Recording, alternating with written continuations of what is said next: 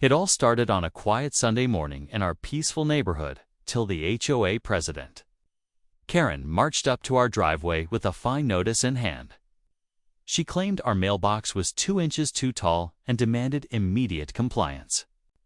We laughed it off, thinking it was another one of her petty complaints. But we didn't expect what came next. Karen, fuming over our defiance, called the cops on us. What she didn't know: my entire family works for the federal government trio. Agents, not the desk job kind.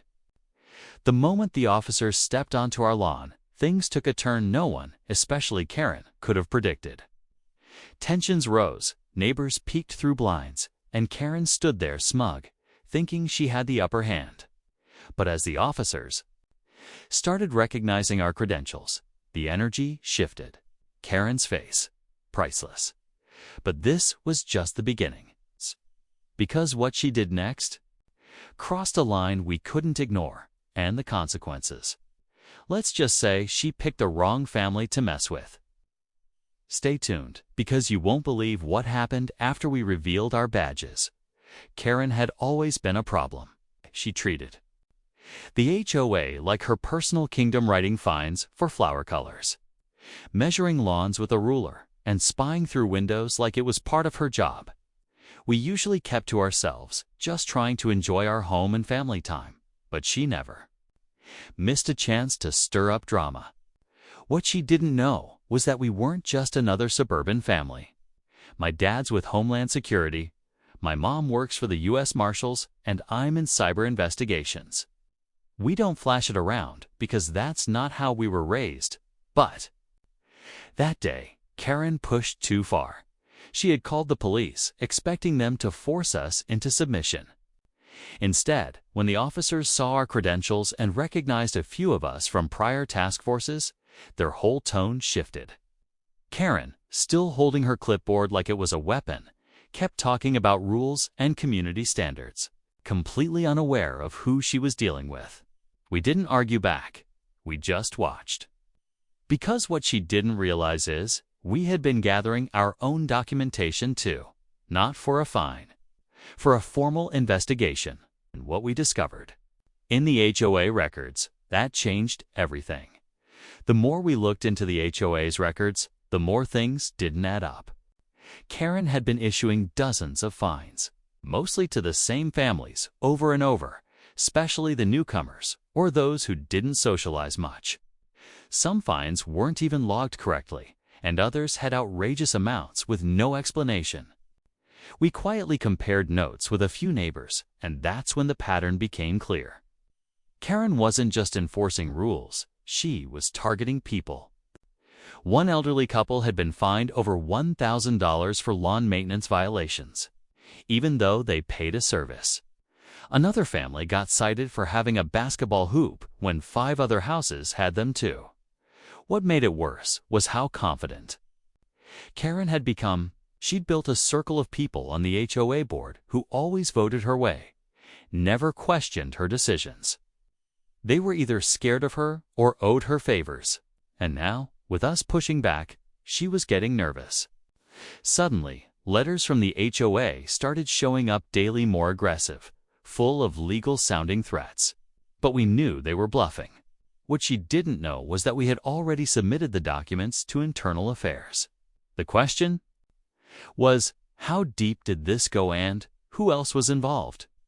We thought submitting the documents would quiet things down, but instead, Karen doubled down. Suddenly, anonymous complaints started rolling in against our house noise violations, unauthorized gatherings, and even accusations of property damage. None of them held any truth, but each came with a printed letter from the HOA and a warning she was trying to intimidate us. At the same time, neighbors who once smiled at us stopped making eye contact. We weren't sure who we could trust anymore. Something had shifted in the neighborhood. It felt like Karen was building a wall around us, one rule at a time. Meanwhile, our federal contacts began tracing money trails. HOA dues were being funneled into questionable projects, including landscaping contracts with fake companies. We kept digging, but every time we uncovered something new, Karen seemed to retaliate harder. One night, our security cameras caught someone walking across our yard, snapping pictures through our windows. We couldn't prove it was her, but we knew it wasn't random. She was getting desperate. And then, just when we thought it couldn't get worse, we got an unexpected call from someone inside the HOA board. What they told us confirmed everything and exposed something much darker than we imagined. The call came late at night. Soft voice on the other end said, "I don't have much time, but you need to check the HOA's emergency funds account. It's not what it seems." The voice belonged to Mark, a quiet board member who had always kept his head down, never siding openly with Karen. He told us there were payments going out, monthly, large ones too.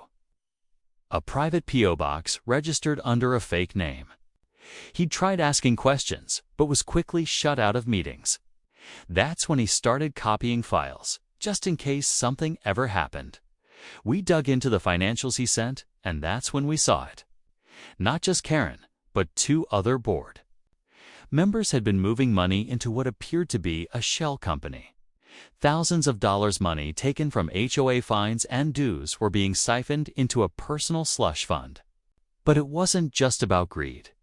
In one file, we found a contract proposal that mentioned surveillance upgrades around the neighborhood. Cameras, listening devices, and something about data collection. This wasn't just about harassing homeowners anymore.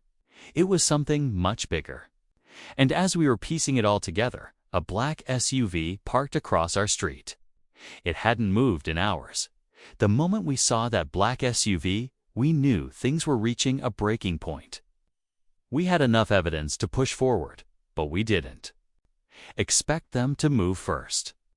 Just before dawn, unmarked vehicles arrived, federal, not local. Our own team, the people we trusted, had reviewed the files and escalated it.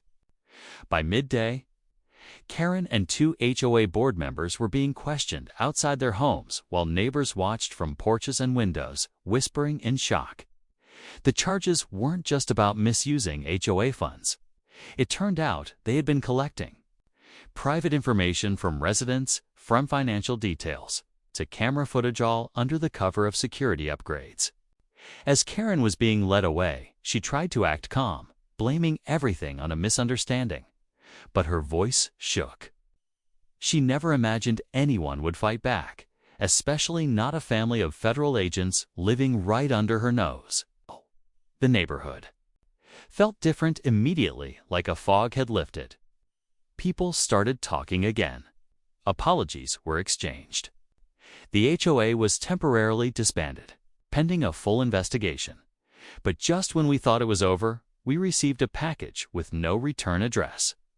Inside were copies of more HOA documents sold her, hand-signed ones not by Karen, but by someone else. And the signature. It matched our next-door neighbor, the documents in the package revealed. Something we hadn't expected. Kieran wasn't the one who started the scheme. Years ago, our quiet neighbor, Mr. Langston, had been the original HOA president. He created the shell company and set the system in motion. When he stepped down, Karen picked it up and expanded it, using her role to control the neighborhood and profit behind the scenes. We handed the documents over to the same agents handling the case, and soon after, Langston's house was quietly searched. He didn't deny anything. He just said, "I thought no one would ever notice." With both Karen and Langston gone, the HOA was dissolved, and the neighborhood voted to replace it with a simple community council. The tension faded, and people began rebuilding trust. Families we barely spoke to now waved from their porches. The basketball hoops stayed up. Mailboxes stayed just as they were. We'd moved in wanting peace, and now, finally, we had it. If there's one thing we learned, it's this. Sometimes standing your ground means more than defending your home. It means defending your community, even when it's uncomfortable.